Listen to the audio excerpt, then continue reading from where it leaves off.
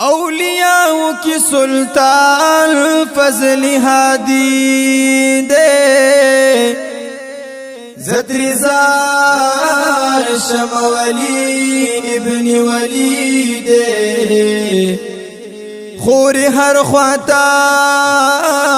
فیضان دے پا دنیا کی ہر مرید دیر اعلی او کمال دے انوارات پا دربار ہر وخوریگی مذہب کی دنعمان دے حنفی دے یا دا اللہ او دا رسول مینہ کی ڈوب دے خلق واوریلوی عاشق دا پاک نبی دے